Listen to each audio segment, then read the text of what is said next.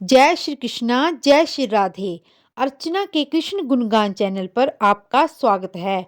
आज मैं आपको दुर्गा सप्तशती का चौथा अध्याय इंद्र आदि देवताओं द्वारा देवी की स्तुति सुना रही हूँ। सिद्धि की इच्छा रखने वाले पुरुष जिनकी सेवा करते हैं तथा देवता जिन्हें सब ओर से घेरे रखते हैं, उन जया नाम वाली दुर्गा देवी को मैं प्रणाम करती हूँ। उनके श्री अंगों की आभा काले मेघ के समान श्याम है। वे अपने कटाक्षों से शत्रु समूह को भय प्रदान करती है।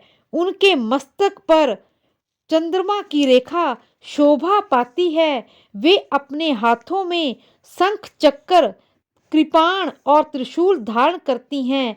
उनके 3 नेत्र हैं। वे सिंह के कंधे पर चढ़ी हुई हैं और अपने तेज से तीनों लोगों को परिपूर्ण कर रही हैं। ऋषि कहते हैं, अत्यंत महापराक्रमी दुरात्मा महिषासुर तथा उसकी दैत्य सेना के देवी के हाथ से मारे जाने पर इंद्र आदि देवता प्रणाम के लिए गर्दन तथा कंधे झुकाकर उस भगवती दुर्गा का उत्तम वचनों द्वारा स्तवन करने लगे। उस समय उनके सुंदर अंगों में अत्यंत हर्ष के कारण रोमांच हो आया था। देवता बोले, संपूर्ण देवताओं की शक्ति का समुदाय ही जिनका स्वरूप है तथा जिन देवी ने अपनी शक्ति से संपूर्ण जगत को व्याप्त कर रखा है, समस्त देवताओं और महर्षियों की पूजनिया उन जगदम्बा को हम भक्ति पूर्वक नमस्कार करते हैं। वे हम लोगों का कल्याण करें। जिनके अनुपम प्रभाव और बल का वर्णन करने में भगवान शेषनाग ब्रह्मा जी भी महादेव जी भी समर्थ नहीं हैं, वे भगवती चंडिका संपूर्ण जगत का पालन एवं अशुभ भय का नाश करने का विचार करें। जो पुण्यात्माओं के घरों में स्वयं ही लक्ष्मी रूप से, पापियों के घर में दरिद्रता रूप से, शुद्ध अंतकरण वाले पुरुषों के हृदय में बुद्धि रूप से, सत्पुरुषों में श्रद्धा रूप से तथा कुलीन मनुष्य में लज्जा रूप में निवास करती हैं, उन आप भगवती दुर्गा को हम नमस्कार करते हैं। देवी, आप संपूर्ण विश्व का पालन कीजिए। देवी, आपके इस अचित्य रूप का असुरों का नाश करने वाली भारी पराक्रम तथा समस्त देवताओं और दैत्यों के समक्ष युद्ध में प्रकट किए हुए आपके अद्भुत चरित्रों का हम किस प्रकार वर्णन करें। आप संपूर्ण जगत की उत्पत्ति में कारण हैं। आप में सत्व गुण, रजोगुण और तमोगुण ये तीनों गुण मौजूद हैं, तो भी दोषों के साथ आपका संसर्ग नहीं जान पड़ता है। भगवान विष्णु और महादेव जी भी आपके पार नहीं पा सकते हैं। आप ही सबका आश्रय हैं। यह समस्त जगत आपका अंशभूत है, क्योंकि आप सबकी आदिभूत तथा परा प्रकृति है। देवी, संपूर्ण यज्ञों में जिसके उच्चारण से सब देवता तृप्ति को प्राप्त होते हैं, वह स्वाहा आप ही हो। उसके अतिरिक्त आप पितरों की तृप्ति का कारण हैं। एताएव सब लोग आपको स्वधा भी कहते हैं। देवी, जो मोक्ष की प्राप्ति का साधन है, अचित्य महाव्रत स्वरूपा है। समस्त दोषों से रहित जितेंद्रिय तत्व को ही सार वस्तु मानने वाले तथा मोक्ष की अभिलाषा रखने वाले मुनिजन जिसका अभ्यास करते हैं, वह भगवती पराविद्या आप ही हैं। आप शब्द स्वरूपा हैं। अत्यंत निर्मल ऋग्वेद, यजुर्वेद तथा उद्गीत के मनोहर पदों के पाठ से युक्त सामवेद का आधार भी आप ही हैं। आप देवी तीनों वेद और भगवती छहों इंद्रियों से युक्त हैं। इस विश्व की उत्पत्ति एवं पालन के लिए आप ही वार्ता, खेती एवं आजीविका के रूप में प्रकट हुई हैं। आप संपूर्ण जगत की घोर पीड़ा का नाश करने वाली हैं। देवी, जिससे समस्त शास्त्रों के सार का ज्ञान होता है, वह मेघा शक्ति आप ही हैं। दुर्गम भव सागर से पार उतारने वाली नौका रूप दुर्गा देवी भी आप ही हैं। आपकी कहीं भी अशक्ति नहीं है। कैटव के शत्रु भगवान विष्णु के वक्षस्थल में एकमात्र निवास करने वाली भगवती लक्ष्मी तथा भगवान चंद्रशेखर द्वारा सम्मानित गौरी देवी भी आप ही हैं। आपका मुख मंद मुस्कान से सुशोभित, निर्मल, पूर्ण चंद्रमा के बिंब का अनुकरण करने वाला और उत्तम स्वर्ण की मनोहर कांति के कमनीय है। तो भी उसे देखकर महिषासुर को क्रोध हुआ और सहसा उसने उस पर प्रहार कर दिया। यह बड़े आश्चर्य की बात है। देवी, वही मुख जब क्रोध से युक्त होने पर उदय काल के चंद्रमा की भांति लाल और तनी हुई बाहों के विकास के कारण विकराल हो उठा, तब उसे देखकर महिषासुर के तुरंत प्राण नहीं निकल गए। यह उससे भी बड़े आश्चर्य की बात है, क्योंकि क्रोध में भरे हुए यमराज को देखकर भला कौन जीवित रह सकता था। देवी, आप प्रसन्न हो, परमात्मा स्वरूपा हो। आपके प्रसन्न होने पर जगत का अभुद्य होता है और क्रोध में भर जाने पर आप तत्काल ही कितने कुलों का सर्वनाश कर डालती हैं। यह बात अभी अनुभव में आई है, क्योंकि महिषासुर की यह विशाल सेना क्षण भर में आपके कोप से नष्ट हो गई है। सदा अभुद्य दान करने वाली आपकी जिन पर कृपा है, आप जिन पर प्रसन्न रहती हैं, वे ही देश में सम्मानित हैं। उन्हीं को धन और यश की प्राप्ति होती है। उन्हीं का धर्म कभी स्थिर नहीं हो पाता तथा वे ही अपने हष्ट पुष्ट स्त्री, पुत्र और भृत्यों के साथ धन धान्य से प्रयुक्त माने जाते हैं। देवी, आपकी ही कृपा से पुण्यात्मा पुरुष प्रतिदिन अत्यंत श्रद्धा पूर्वक सदा सब प्रकार के धर्मानुकूल कर्म करता है और उसके प्रभाव से स्वर्ग लोक में जाता है। इसलिए आप तीनों लोकों में मनोवांछित फल देने वाली हैं।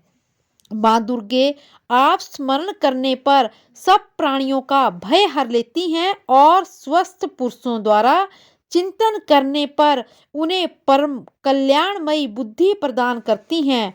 दुख, दरिद्रता और भय हरने वाली देवी, आपके सिवा दूसरी कौन है जिसका चित्त सबका उपकार करने के लिए सदा ही दयाद्र रहता हो। देवी, इन राक्षसों के मारने से संसार को सुख मिले तथा ये राक्षस चिरकाल तक नरक में रहने के लिए भले ही पाप करते रहे हो, इस समय संग्राम में मृत्यु को प्राप्त होकर स्वर्ग लोक में जाएं। निश्चय ही यही सोचकर आप शत्रुओं का वध करती हैं। आप शत्रुओं पर शास्त्रों का प्रहार क्यों करती हैं? समस्त असुरों को दृष्टि मात्र से क्यों नहीं भस्म कर देती? इसमें भी एक रहस्य है। ये शत्रु भी हमारे शास्त्रों से पवित्र होकर उत्तम लोकों में जाएं। इस प्रकार उनके प्रति भी आपका विचार अत्यंत उत्तम रहता है। खड्ग के तेज से, पुंज की भयंकर दीप्ति से तथा आपके त्रिशूल के अग्रभाग की घनीभूत प्रभा से चौधिया कर जो असुरों की आंखें फूट नहीं गई, उसमें कारण यही था कि वे मनोहर रश्मियों से युक्त चंद्रमा के समान आनंद प्रदान करने वाले आपके इस सुंदर मुख का दर्शन कर रहे थे। देवी, आपका शील दुराचारियों के बुरे बर्ताव को दूर करने वाला है।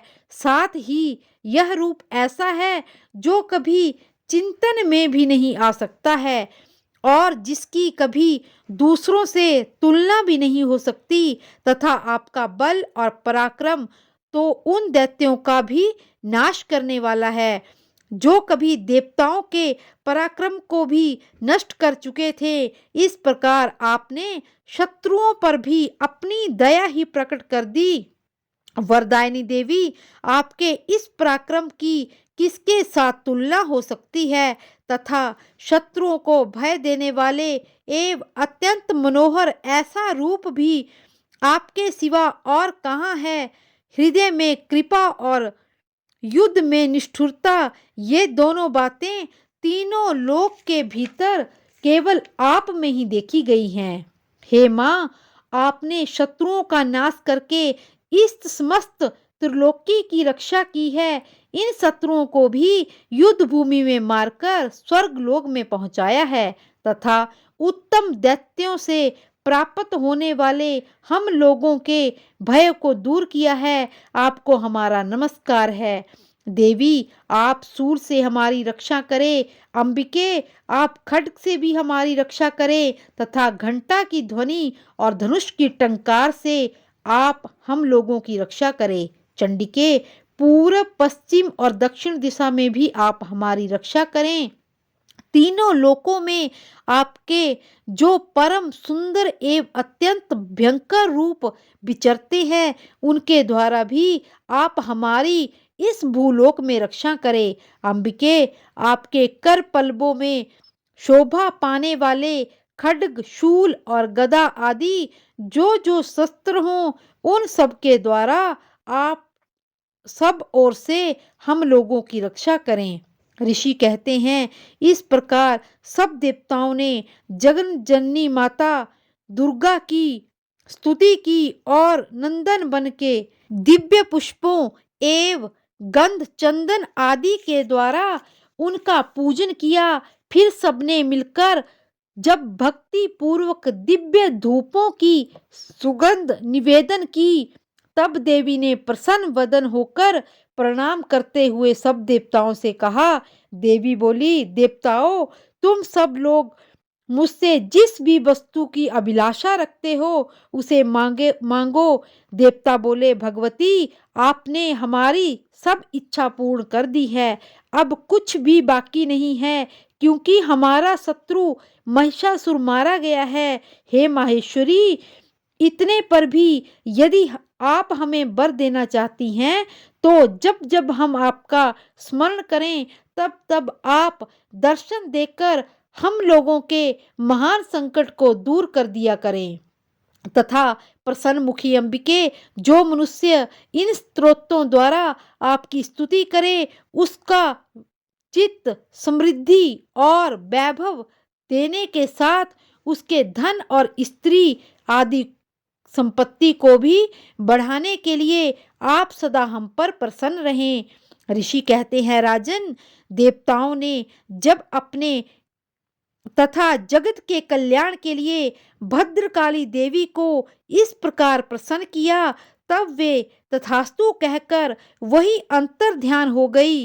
भूपाल, इस प्रकार पूर्व काल में तीनों लोकों का हित चाहने वाली देवी जिस प्रकार देवताओं के शरीरों में प्रकट हुई थी, वह सब कथा मैंने कह सुनाई। अब पुनः देवताओं का उपकार करने वाली वे देवी दुष्ट दैत्यों तथा शुंभ निशुंभ का वध करने एवं सब लोगों की रक्षा करने के लिए गौरी देवी के शरीर से जिस प्रकार प्रकट हुई थी, यह सब प्रसंग मेरे मुंह से सुनो। मैं उसका तुमसे यथावत वर्णन करता हूँ। इस प्रकार श्री मार्कंडेय पुराण में सार्वणिक मवंतर की कथा के अंतर्गत देवी महात्म्य में इंद्र आदि देवताओं द्वारा देवी की स्तुति नामक चौथा अध्याय संपूर्ण हुआ। इसी प्रकार दुर्गा सप्तशती के सारे अध्याय सुनने के लिए मेरे चैनल को लाइक, शेयर और सब्सक्राइब करें और कमेंट बॉक्स में जय माता दी अवश्य लिखें। जय श्री कृष्णा, जय श्री राधे।